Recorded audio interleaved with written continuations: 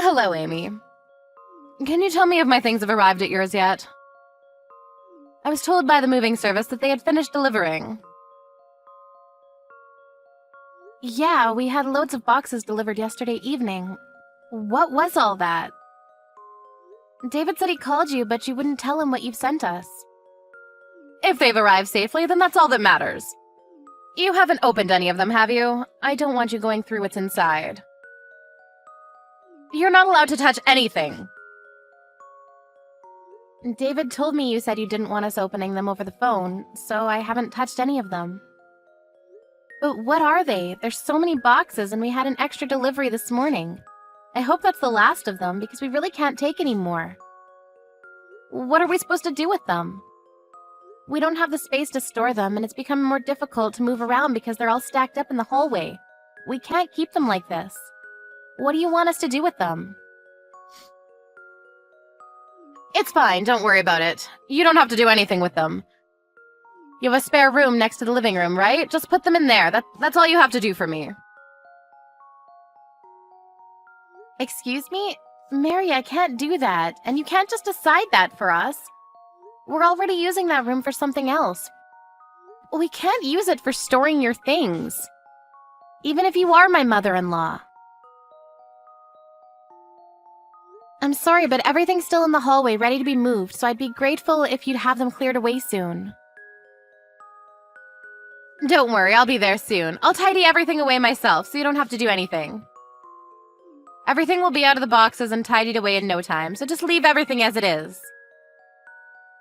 I'm sorry, what? You're coming here to take everything out of the boxes? I don't understand. Why would you do that? I should be there this evening. I'm asking you why? To put away my things. I don't want you or my son going through my things, so I'll organize everything myself. You don't have to do anything. You should be happy that I'm willing to do it all by myself. I still don't understand. Why would you send all of your things all the way here to organize them? Can't you do that at home? Oh, didn't David tell you? I thought you already knew that I'm moving in with you. That's why I've sent all my things to yours. I'm looking forward to living with you both, and I hope that we can get on well. Have you already prepared my welcome party? You'll have to set one up to introduce me to the neighbors. Excuse me? I haven't heard anything about you moving in with us. Are you sure you're not mistaken? David already said no the last time you asked to move in with us, so why would he change his mind? And first of all, I haven't given my approval, so there's no way he would do something like this behind my back. We can talk about that when I arrive. I'll be there by this evening, so make sure you have something prepared for me by then. No, you can't just decide something like that by yourself and force it on us. We don't have anywhere for you to sleep, and like I've been saying, we don't have the space for your stuff. I'm sure there must be plenty of things you don't need or use that you can throw out. The room next to the living room gets a lot of sunlight, so I'd like to use that as my bedroom. If you can clear that room up for me, I can work on tidying my things away as soon as I arrive. It should be clean by the time I get there if you start right away. Oh, and I get back pain if the mattress isn't comfortable enough, so make sure that you get one that's meant specifically for back pain. I love the memory foam, but the cheap ones are too firm, so think carefully before you buy. I still haven't said that you can live with us! David hasn't told me anything, so I'm pretty sure that he hasn't given his permission either. And what is David's dad going to do? Is he going to live by himself? Are you splitting with him? I don't want to live with James anymore. I want to live with my son. You won't deny me that, will you, Amy? Will you welcome me into your home? I've got nowhere else to go. You can't just kick me out into the street when I'm begging this much. What time do you think you'll be here? I'm gathering up the last of my things, so I should be able to leave the house soon. I'll be there by this evening. According to the train timetable, my train should reach the station around 4 p.m., so would you pick me up? I've got a lot of things to carry, and I don't know the way from the station. Can you come and get me at 4? Thank you, I'm going to go get ready. Mary, you can't come and live with us. Like I told you, we don't have anywhere for you to sleep. The room you're talking about isn't available, and we can't throw things out just because you need a place to stay. You can't decide this and guilt trip me into letting you stay. But David already said that it would be okay. If he gave the all clear, then there's no reason why I should ask for your permission. You should listen to what your husband says if you want to be a good wife. Do you understand? Do as David says or he'll start hating you. David told me that he never said it was okay. He says that he already told you couldn't move in with us. If you're going to insist, then I'll check with him again. But even if he does say it's okay, please know that I'm not okay with it. This is my house as well as his, and I won't agree to living with you. Why not? Why does it matter so much whether one person is living in your house or not? I won't take up that much space, and it's not like you have children to raise. What on earth could be the problem? Can't you pity your own mother-in-law and be generous enough to take care of her in her old age? It's not like it'll cost you that much money. You should be happy to live with me. I'm your husband's mother. So you want us to pay for everything while you stay with us as well? That makes it even more difficult for me to let you stay here. You don't have an infinite supply of money or space. Please don't be unreasonable. You're the one that's being unreasonable. You married my son. You should be the one taking care of me anyways. It's your job to take care of me. I just called David and he tells me that he never gave you permission to stay with us. He says that he made it clear that you can't move in with us. Who should I believe? My own husband or someone who's lying for her own convenience? Oh, really? I don't remember that. I heard him say that it was okay. That's not an excuse for you to try to force your way into our home. You don't have to phrase it like that. I'm much older than you, so please don't talk down to me. I'm not making excuses. I've no idea what David would want to marry a woman like you. He's so honest and gentle, but you're so rude. What could he have seen in you? It's a mystery to me. David said that he hasn't given his permission, so please stop. You can't live with us, Mary. We'll send your things back as soon as we can.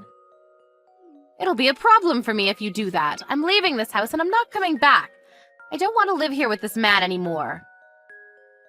You're free to leave James if that's what you want, but you can't come here. You can't stay here and you'll have to find somewhere else. Mary? Mary? Please don't ignore my messages.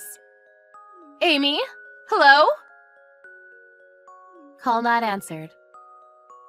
Call not answered. Amy, where are you going?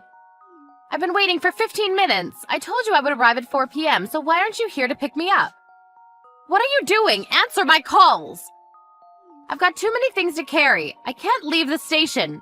Would you hurry up and collect me? Mary, I told you that you can't come live here, but you were the one that ignored my messages. Call not answered. What are you talking about? I thought the conversation was over. We were supposed to meet anyway. I thought we could talk about it then, if you really wanted to discuss it more. But you never came to pick me up. Will you hurry up? I'm not coming to collect you. Say whatever you like, but you'll have to collect me because I can't go to your house by myself. I have too much luggage. I can't get on the bus either because I don't know the way. You really haven't been listening to anything I've said, have you? I've already been waiting out here half an hour, and it's starting to get embarrassing. You're the one that's not listening to me properly. I can't collect you because we're at your house. We've already asked James about what happened. What are you talking about? We heard that you stole from his savings and spent his money without his permission, and that he got angry and asked for a divorce when he realized what you had done. I don't remember that happening. Are you sure that's what happened? My memory's been very hazy recently, so you can't blame me for something I don't remember. Apparently you wouldn't leave when he asked you to, so he suggested that your eldest son and his family come live with him. Didn't he?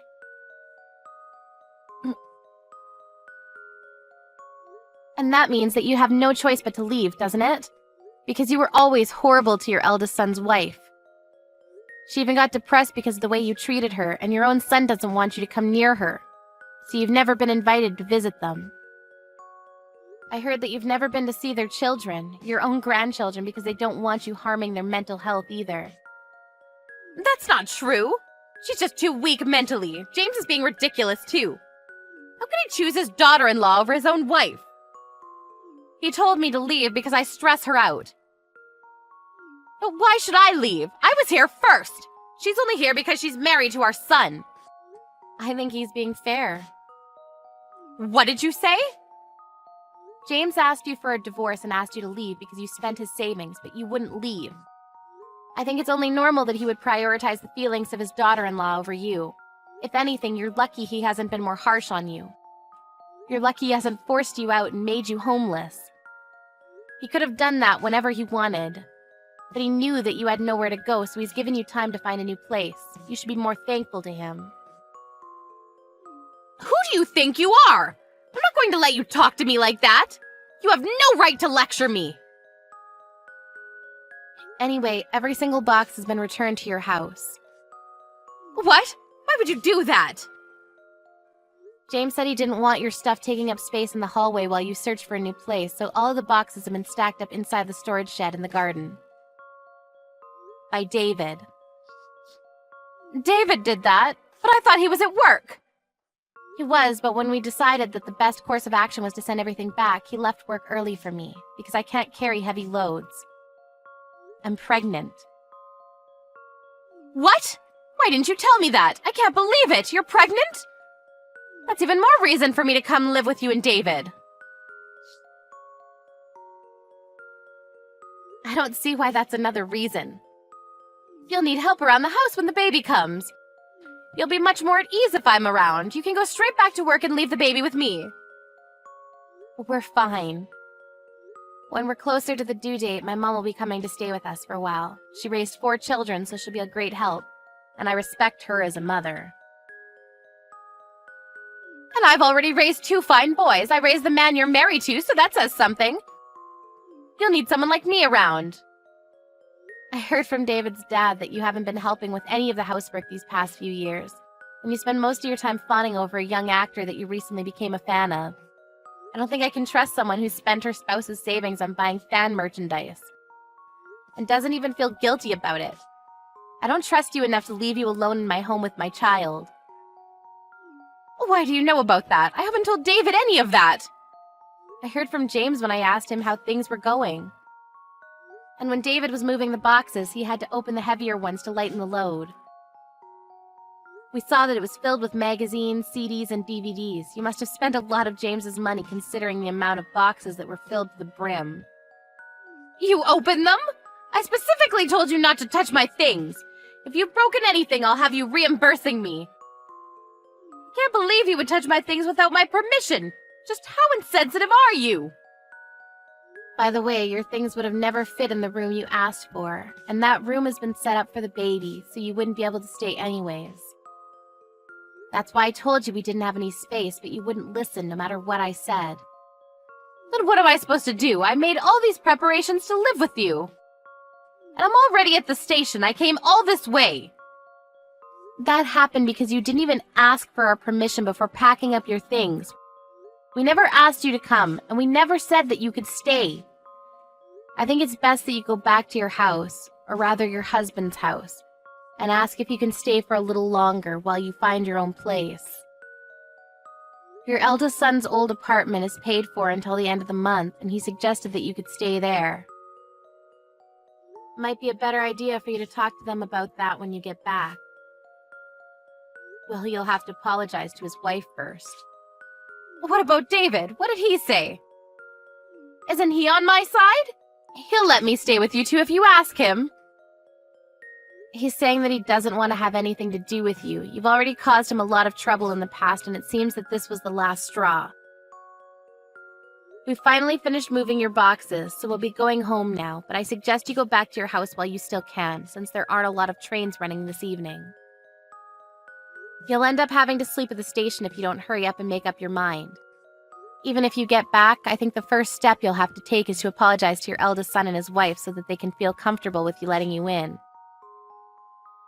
Considering all the pain and trouble you've caused, it looks like the real baggage is yourself.